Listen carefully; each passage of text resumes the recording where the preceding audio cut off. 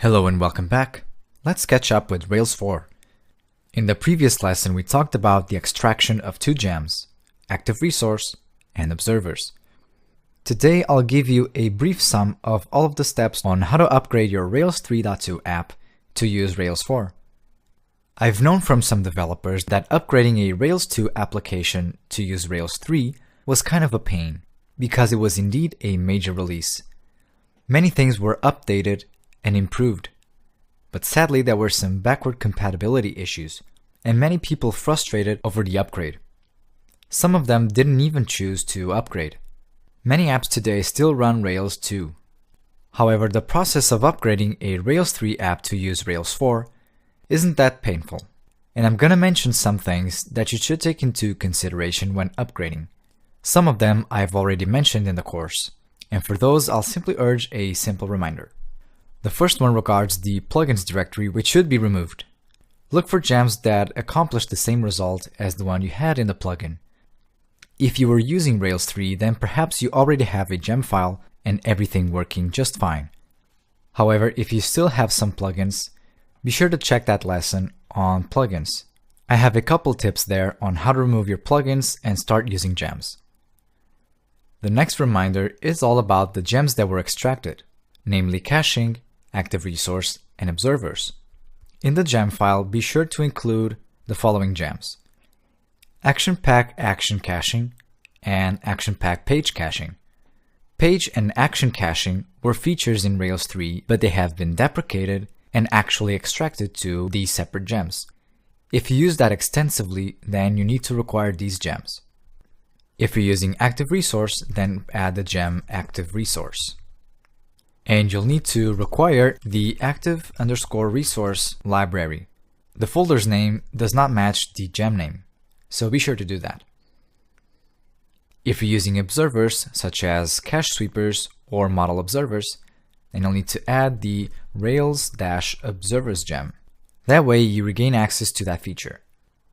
Now that we're talking about gems, I should mention this one in line 5. The active record deprecated finders gem has been extracted from the dynamic finders in active record. Let me give you an example. Let's suppose we are in the categories controller and we want to have a show action, for example. Never mind that. And now I want to find a category by name.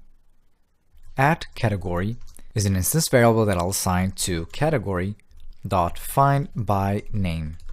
This method relies on method missing. It does not exist, but it's captured anyway by the strength of Ruby. And then I will pass something like params name. Let's suppose it was in the params hash. This method here has been deprecated and extracted to the gem that I mentioned.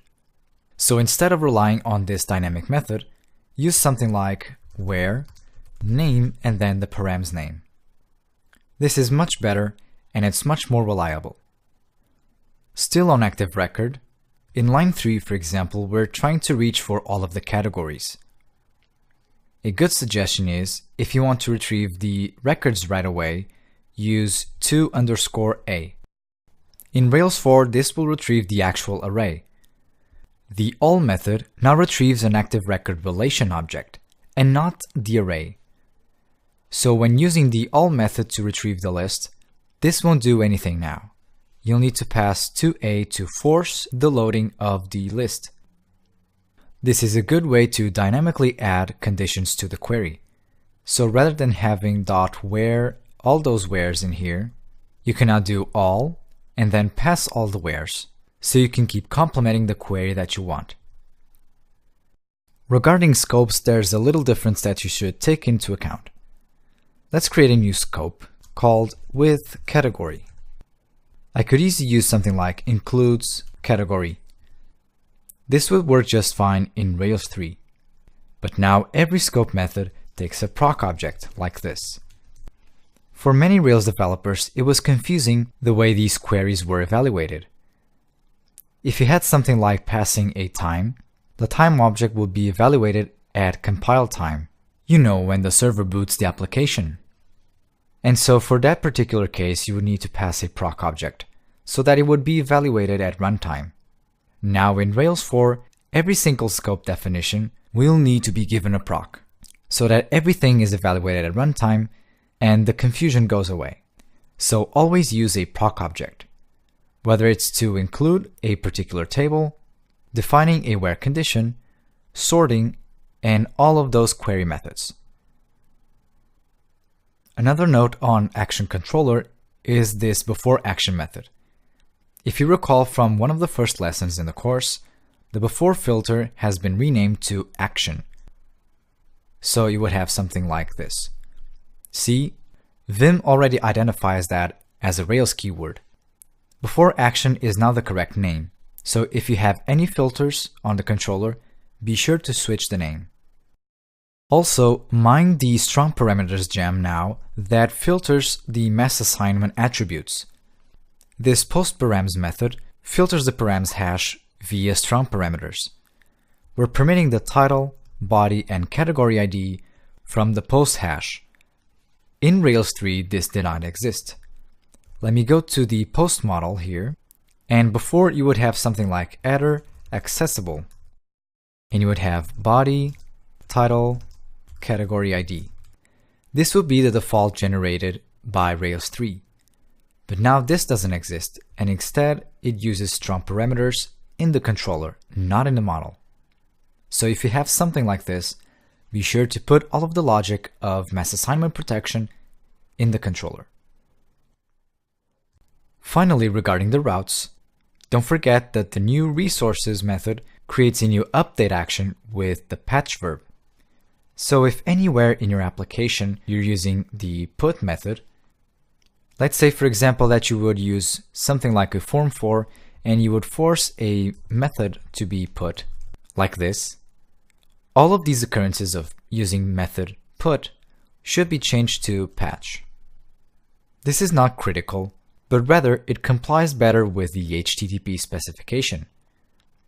Go check the lesson on the patch verb. I have a lesson for this particular topic. But in a nutshell, replace all occurrences of put with patch. Also, in all occurrences of jQuery code that you have, if you're performing an AJAX call using the put method, also be sure to change it to patch, unless you really meant to use put over patch. These and many other upgrades might be necessary for your application. Santiago Pastorino has posted a very useful link with lots of material. You can check all of the upgrade notes for Rails 4 and how you should operate on each specific term. I've covered the most common use cases, but I'm pretty sure you might have a particular pet peeve on your application, so be sure to check this out. It's really extensive. So this is the end of the lesson. It was a very basic overview of the main features of Rails 4. I hope you have enjoyed the content, and I hope to see you in the next lesson, which will be the last, where I'll give you a couple of tips to move on. Thanks for watching. I'll be seeing you very soon.